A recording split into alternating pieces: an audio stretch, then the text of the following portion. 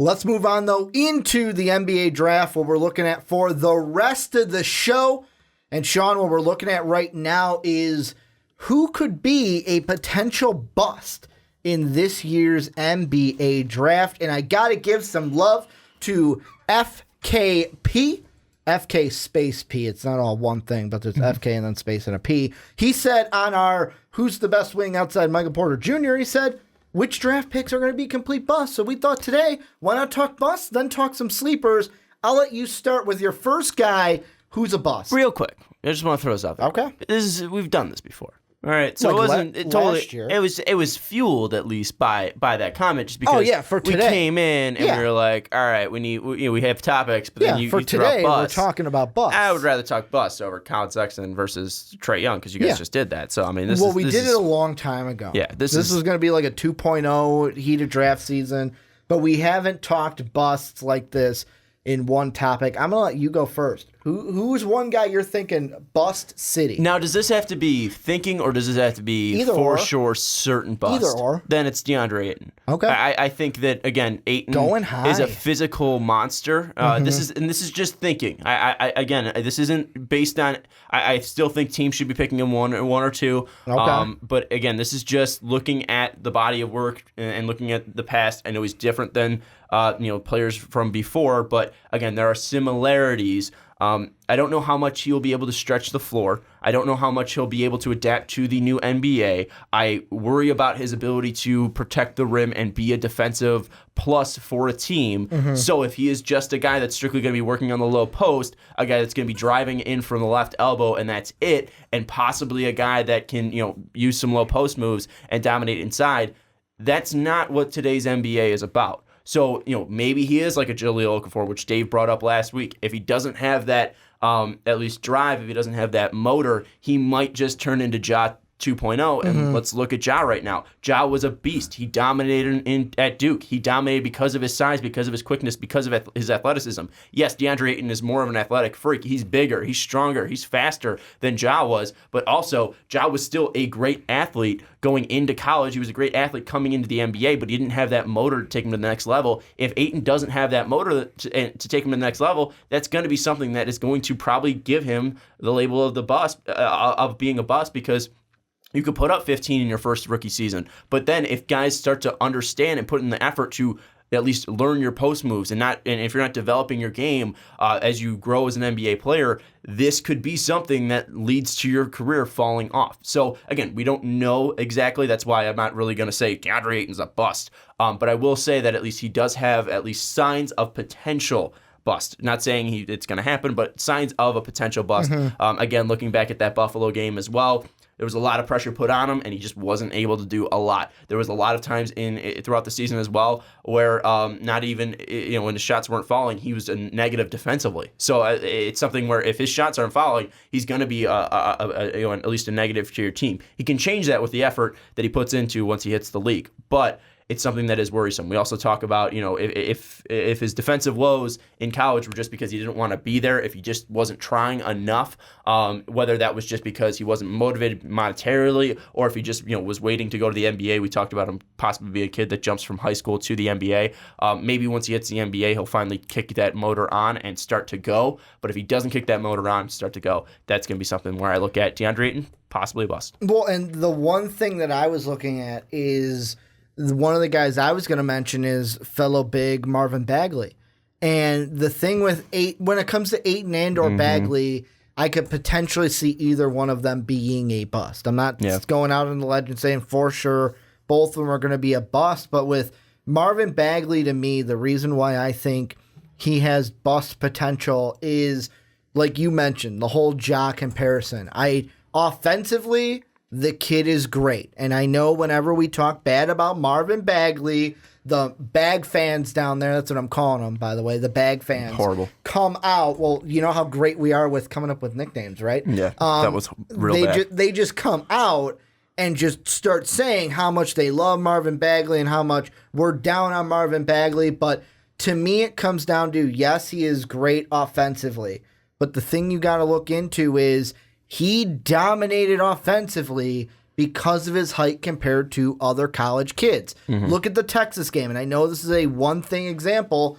He was doing all right, but didn't dominate that game until Mo Bamba fouled out. But that Mo Bamba fouled out like in the last 2 minutes. Oh, I know, but they like overtime. He dominated because there was no one else on that team that could guard him, and that's the thing that I worry about for him at the next level. How's he going to do when some of these guys who've been in the NBA? First off, they've been there, so their bodies are bigger than you. They've had the time to devote to just their bodies to muscle up compared to you in college. But number two, his defense. Is it going to be something where he's so much of a defensive liability at the next level to where it's like, ugh, what's going on with Marvin Bagley? Because there are some people that looked late in the year where it was like, is he even the best big man on this Duke team, especially with Wendell Carter Jr.? So to me, Marvin Bagley's the guy I look at that could have bust potential within these big men. I think Bagley's a guy that can miss his ceiling, but I don't think he's a guy that's going to bust out. You know what I'm saying? I think he could be a guy like Marvin. I think he could be a guy like Marvin. For him, is it fallout, or even if he's like, oh, he's an okay role player? Well, what are we talking? That's the thing, is we got to probably define a bust too. Are we talking bust where they're not in the league in the next 5 years? I would say bust. Or is it? I would say depending on what their expectation is. So like, if this is a player that's expected to be a star and they're not a star, that's a bust. So if Ayton's not the second best player in this draft, he's a bust? Yeah, I would say so. So if Bagley's not the third best player in the draft, he's a bust? Then yeah, I mean, Bagley and Ayton can be. If there's a player that, like, and I know it's a lot of different, but if Marvin Bagley is, to me, not necessarily a superstar, but if he's not a star, not a main 1-2-3 option, 2-3 option scoring wise for the team he's on, I would say that's a bust, because to me, I think at the next level, he's going to be a little bit of a defensive liability for teams. Without a doubt. I mean, it's going to be interesting because Bagley, again, I think one positive that at least pushes him away from that bust label would be, again, that motor. Dave, you and I talked about it on the Fast Break mock draft 5.0. Check it out if you want to. Shameless plug. Again, Bagley has an insane motor. He's so high energy. This kid's going to run up and down the floor. He's going to give it his all to try to win the game for your basketball team. That's something that I absolutely love, and that's something, again, that teams are going to see. And if he does have that talent, of being able to stretch the floor, it's going to be something that is probably going to at least push him away from that bust label. It's just, I think one thing that's also that you don't think you brought up about Bagley is some people might have the wrong impression that he's going to be a modern day stretch four. He's not. He's an okay shooter. He's a guy that shot around 37%, 38, 39% in three from college, but also, I mean, you have to also think he wasn't facing NBA-level defenders that were going to close out him at that three-point line, that were going to make him take tough contested shots, and also a big precursor, again, we've mentioned this a million times, a big precursor on how your three-point shot is going to do is that free throw percentage in college, 63% from the line for Marvin Bagley. So I think that's something, again, that you have to throw out there, that, again, maybe our expectations, maybe the scouting report is wrong on Marvin Bagley. I think he's still going to be an NBA pro. I still think that he's going to have a fairly decent career as long as he's not injured, maybe 9 years of being a starter, or maybe even a first 7 guy off the bench. So maybe the expectations might be a little strange from Bagley, but I think at least comparing the two, Ayton and Bagley, I think Ayton has a higher bust of just being out of the league in 5 years. Again, maybe like a Hasheem Thabeet, maybe like some of the big men we've seen bust Christ, before. I forgot about Hasheem Thabeet. Yeah, you can't really do that. At least because which is funny because you're wearing a UConn shirt. That's why I was saying I can't forget that. But yeah, again, I was throwing a guy out there. I mean, Greg Oden was a different case because of his whole injury situation. So I think that at least Ayton has more of a potential to bust out completely, but Ayton also has a way higher ceiling, and I think he has more polish to his game than Bagley does. That's why he's been, I think he was just my number 1 overall pick in the mock draft 5.0. Well, and I mean, it all depends, and that's why I'm glad you brought up to, like, what is a bust, because are we talking Anthony Bennett type of bust, where number 1 pick? Well, that's what I'm saying. That's why I think Ayton has more of an Anthony Bennett type bust, or a Jamarcus Russell type bust. What I think for Marvin Bagley, though, if I would have to compare it to anything, is I'm going to say, I know this is the same draft class as Ja, but more like a D'Angelo Russell type of bust, where it's like D'Angelo Russell's not a bust. I would say, well, no, what I'm saying is for the team that he drank, like he might be a next guy team where it's like, all right, he's pretty good for that next team, but it's like, man, this team, like let's say the Grizzlies, because that's where we mocked them at 4. A team like the Grizzlies drafts him, and like fans just look back and go, man, we should not have fucking taken Bagley, man. Like that was a bust for us. Like maybe not a like great bust acting player, of being a Memphis Grizzlies fan. You really sold me there. Well, I thought I was in the room with a Memphis Grizzly fan. I'm not a Memphis Grizzly fan, but like it depends on what level of bust, and that's what I think Marvin Bagley's will be because of, like you said, the expectations that everyone has for him. What will it be when he gets to the next level? Are you solidified on Bagley being a bust? Because, I mean, this whole thing is about him being a bust. I'm not solidified, but then there's a high chance in mind. Who are your for sure busts? and don't throw me like, I think Keita B8 stop is going to be a complete bust. Who do you think is going to be a complete bust? Who do you think is totally overrated? I don't know if there's anyone, I don't know if there's anyone in the top 10 or even in the lottery that I think is a complete bust. The first guy that comes to my mind, there's 2 of them, Robert Williams or Lonnie Walker. I think people are... Lonnie, come on. I think that people are way too high on these 2 guys, and they could be potential. Those would be the guys that I would say if I'm putting my name on who's going to be a bust, it'll be What Robert about Robert Williams gives you the bust? With Robert idea? Williams, it comes down to, for me, the thing we talk about is his energy, going for loose balls. Is he going to be a guy that's going to be able to contribute offensively? Is he going to be a full-rounded character, full-rounded player, or is it just going to be, hey, we're putting him out there to be a high-motor guy to chase down loose balls? I don't think he's going to be a full-rounded player, but I think, again, the reason why you're drafting Robert Williams is because of his at least maybe near elite defensive potential. And then also you add the motor, you add the energy that he's going to be able to bring. If he had a full-rounded game, if people saw that full-rounded game, then he would be in the top 10. I mean, this is a kid that, again, his motor is uncontested. It's maybe a little even higher than Bagley's. And you look at his wingspan, you look at his defensive abilities already in college, that's going to be able to translate over. So I think that's something, especially being undersized and doing what he did at Texas A&M, I think that's a for sure clean transition. It's just maybe, again, your expectations are different. I think he's at least going to be able to come in and be a great defensive center in the NBA because he's got the size, he's got the length, he's got the motor, everything that you need, even the foot speed to at least stay in front of NBA centers today. I think he's going to be a perfect small ball center in this league. I think a guy that kind of, maybe screams bust a little bit and he's in some people's top 10 is a guy like Miles Bridges. I loved him. I knew you were going to bring him up. Well, I loved him last year, but again, I didn't see a huge development in his game, and I think there's guys, again, maybe a little bit lower that do very similar things that are younger. Like Zaire Smith, like Kevin Knox. I think Kevin Knox more than Zaire Smith. Yeah. But Kevin Knox, a guy that's a little bit younger than a guy like Miles Bridges. And again, Miles isn't deadly athletic. He isn't going to be possibly a deadly three-point shooter. He might be a guy that lives in that DeMar DeRozan range, at least pre-2018, 2017, where DeMar started at least, the Toronto Raptors started shooting threes a little bit more. But at least DeMar's main game early on in his career, and a couple of years ago as well, was mainly mid-range games. I think that's where Miles Bridges is going to land,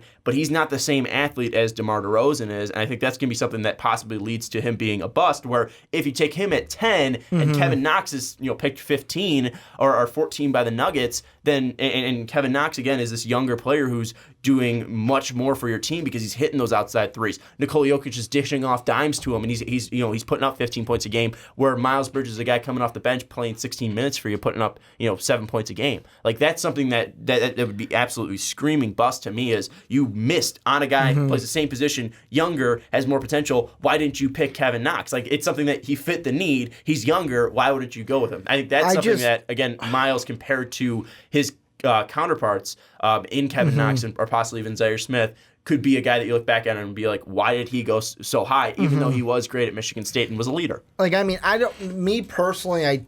it's because I'm kind of hoping that Miles Bridges doesn't bust. Well, I'm not hoping any of these guys bust. But I don't have a vendetta against any of these guys. Okay, I'll give you this answer because I gave you my first sure was Robert Williams.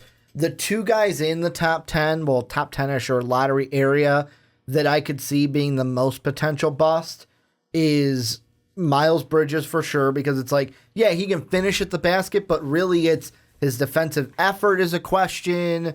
When he's passing, he's not a amazing passer. He's kind of an all right passer, which, I mean, there's nothing wrong with that. But when you look at the three now, what are we looking for in a three in today's NBA? And to me, when you are when I see on your draft profile explosive finisher around the basket, but then for your miscues or your negatives, I see rarely draws fouls due to sloppy handles. I go, that's a problem. Like, if you're finishing around the basket, you should be drawing fouls because you're drawing contact and getting to the line. I think that the two in the lottery that are the most bust potential, like Marvin Bagley, the one I threw out is just me personally, but Miles Bridges, and then the big one, we always talk about him, Michael Porter Jr. I thought you were going to throw out Trae Young. No, Michael Porter Jr. because of that injury, and what will that make him in today's NBA? I know we got to wait for this week with the combine. I think we have to at least talk about him in a different light. I think if we're talking bust, we should be talking about guys with right now what we think is no red flags. Like at least guys that are going to be bust because of what they're going to do on the court. Michael Porter Jr. I think he's going to be a bust. Again, what he's dealing with off the court, well, technically on the court as well. But again, something that he's trying to it's health. That's a big thing. I hate when people call guys like Greg Oden bust because he didn't live up to that number one overall ranking. He also was picked right in front of Kevin Durant, who's a generational scorer, but also his one leg was shorter than the other. I mean, like, this guy was built to break down. Maybe Michael Porter would be living in that same range. It's tough for guys to call like Jay Williams a bust as well, because Jay Williams, again, outside of a circumstance, I maybe not. I wasn't around too much, but I know he got in a motorcycle accident and wasn't able to play for the Chicago Bulls. So again, like, these guys were, Michael Porter Jr., if he's not going to be a great NBA player because of his injury, I feel like he's living in a different territory than a guy like, maybe Trae Young if you think he's going to be a bust, or a guy like Marvin Bagley if you think he's going to be a bust, Miles Bridges if you think he's going to be a bust, because Porter really can't control his health. He could try to get healthier, but if this is going to be a chronic back injury that doesn't really subside, then that's going to be something that's really not in his control, even if he tries his best to get healthy. Let me throw this at you then, and it's because you said let's look at maybe a guy who we think has limited to no red flags, and that's why I'm going to throw out this player. And there's a ton that goes into it. I'm basically throwing you a loaded grenade. Luka Doncic, because how is he going to be in the NBA? What he's doing in the EuroLeague, will that be enough against, on defense? The thing that I worry about when it comes to Luka is, he's a pretty good defender, but the athleticism that you see from like a Dennis Smith Jr. or a Terry Rozier in Boston, like, are these guys going to start blowing past him, and will he be able to do enough to maybe be, I'll say Steph Curry-like, to where it's like, all right, we don't worry about Steph's deficiency on defense because he makes up for it to being amazing on offense. But Steph is good enough defensively. I think Luka will be amazing. I think Luka would be good enough. Okay. Who was the first player you threw out there? You said Terry Rozier was the second one. Who was the first one? I said the first one was Dennis Smith. Because I think like last year he was the main. The thing with a De'Aaron Fox. With those with all three of those players that you just named, Luka's 4 inches bigger than them. Yeah. He has a larger wingspan than those guys. But I'm talking about the speed to get past them. But that's first step. But also you're going to have that space in between that one player to at least take that step back and then get in front of him. Again, the whole point is if you're trying to talk about blowing past an assignment, then maybe not. But also, maybe he doesn't have that athleticism. But also, again, Luka's going to be able to at least, possibly get an arm out, possibly misdirect these players to slow them down. I think Luka can, again, do enough to be a good defender, or at least a serviceable defender in the NBA. And again, I think people have such a big worry about international players, but I think it's not because of their defense. It's more about how will their offense translate over. But Luka, again, has been in a professional league since 2015, 2016. He's pretty much a junior when you look at him. If he was, if you're looking at him, at least this is his college career. He's like a junior overseas. Yeah, he's a junior overseas, pretty much. And this is a kid that, again, has dynamic ball skills, that can shoot from the outside. Again, he needs to work on his shot creation. He also needs to at least work on becoming more consistent from deep, but he has at least all the tools. His jump shot really isn't broken. It's not like a guy like Lonzo or hell will even say Ben Simmons out there. His jump shot isn't broken. It needs to be tweaked and refined a little bit, but what he has right now is the basis of a good jump shot. So I mean, he'll be able to contribute there offensively. Offensively, again, people talk about his ball handling skills. That's top notch. It's not really touched in this draft. Maybe Trae Young. Trae Young might be a little bit better of a ball handler, but still, like if we're talking about a 6'8" guard compared to a 6'2" guard, I'll take Luka Doncic's ball handling skills because of his bigger body. So I don't think Luka is really a bust. And again, I think Luka as the safest pick in this draft because he's going to be able to do so much for you offensively. He's going to bring the motor that you want in a pro. He's going to bring the mindset of a pro already to your team. He's going to bring the leadership because we've seen him hit so many big shots in the EuroLeague so far. I mean, this is a kid that I think is maybe not bust proof, like a guy that maybe like Ben Simmons was back in 2015, but I think he is probably the safest thing you have to a for sure starter for the next 10 years. The other guy I would throw in there is probably Mikal Bridges for at least being a for sure starter in the next 10 years in the NBA. Maybe they won't be great. Maybe Luka, if he goes number one, we look at a guy like Marvin Bagley or DeAndre Ayton being absolute stars. Luka will at least be a starter. Maybe he makes one All-Star appearance, but I think Luka for sure is at least going to be a starter for an NBA team, whatever NBA team drafts him. And also I think he can be a guy that's going to be super valuable to a team, especially when it comes to the postseason if his team makes it there. And I think Luka's biggest problem will be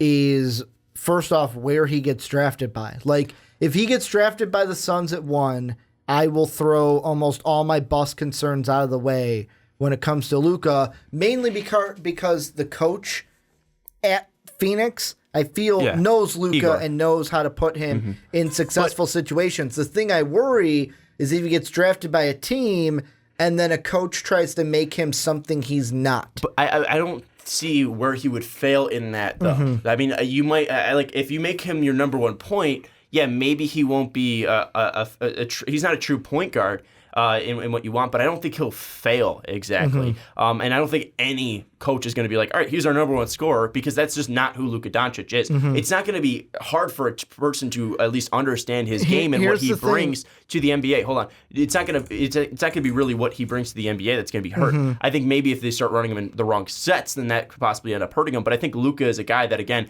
does everything at least very well, which I think will be able for him to at least, kind of be a chameleon, at least fit to most teams in the NBA. And I know, obviously, having the connection that he does with Igor, it'd be very nice for him to step into Phoenix and at least slide next to Devin Booker. But I think as well as him having a chameleon of a game, he also, again, does have that professional mindset. He's been playing with former NBA pros. He's been playing against former NBA pros. He just played with Goran in Eurobasket 2017 along with Igor when he was coaching Slovenia. So, I mean, this is a guy, again, in Luka that I think can fit most NBA teams. That's why I think he's pretty much bust, at least the safest pick in the draft. I'm not going to say bust. I'll ask you this, though. Safest pick in the draft. Where's his line? Because obviously, like we've said before, a bust doesn't necessarily mean out of the league Anthony Bennett style, based off of his, I'll say, hype, where he's expected to go, what we think about him.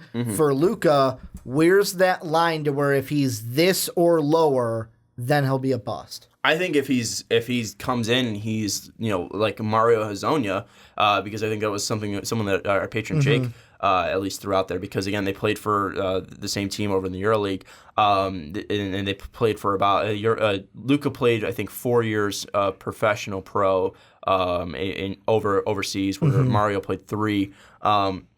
But it's something where if he's a Mario Hezonja, where Hezonja is getting his club option declined, where it was pretty much a free year for the Orlando Magic to control this young player of 23 years old, I think maybe that would be his bust. But again, people throw out that Hezonja thing. But again, Luka, in his second year with his team in the EuroLeague, he played 67 games, averaged 19 minutes per game, put up 7 points per game, also threw in 3.7 assists, grabbed 4.4 boards. In Hezonja's final year, and that was 2014-2015, played 15.4 minutes per game, 5.8 points, 1.2 assists, 2 rebounds. So Luka, not even in his final year, in his second year compared to Hezonja's second year, blew Hezonja out of the water. So what Luka is doing hasn't really been seen by an international prospect so far. I mean, Luka is technically one of the first of his kind. So I don't think it really is fair to compare him to old international players that have come through the NBA so far. I think, again, this is something where Luka, the way he fails is if he is not living up to that hype. If he doesn't show any of it, he's missing his shots, shooting like under 30% from three, not able to score, not able to get his shots off, just absolutely looking lost on the NBA court. If he's not, though, I think this kid is, again, going to be able to adapt to the NBA very quickly and at least be a starter for the next 10 years. One last person you're thinking about we did not mention, and just throwing this out to get you to say Trae Young.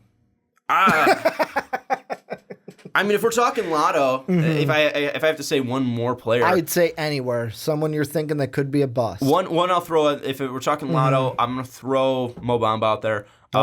Over Trae Young. I think Mo Bamba has a lot of work to do to become a great NBA player, where I think Trae Young, if he's put in the right system, can be a great NBA player no matter his size. The other guy I will throw out there that probably is a little bit of a bust, could be a bust.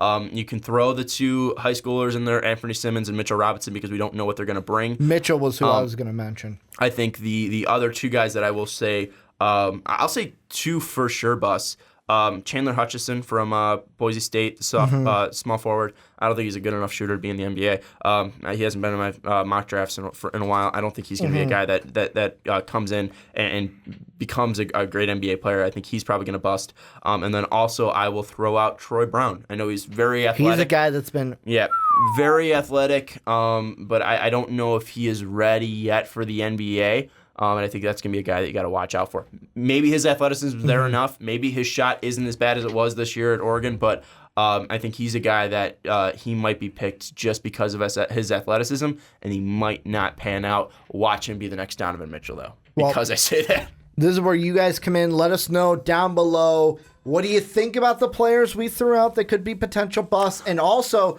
who do you think that we didn't mention could be a potential bust? Mo Wagner, too. If he goes in the first round, total bust. Well, yeah. I mean, I wasn't going to... because I'm looking at ESPN's rankings right now. They have Mo Wagner at 29. Okay. I looked at Tankathon. He was in the second round. I was like, okay, second round pick, I'll take on Mo Wagner. No, but like they have Jonte at 36 and then Mo Wagner at 29. Like, that's a mistake if that happens. If Mo Wagner's picked 29 and Jonte's picked 36, that's a mistake. In our 4.0 mock draft, I had Mo Wagner going right at 30 just because he declared. Yeah. And because the Hawks... whatever, take whoever you want there. But let us know what you guys think down below about potential busts in the NBA draft.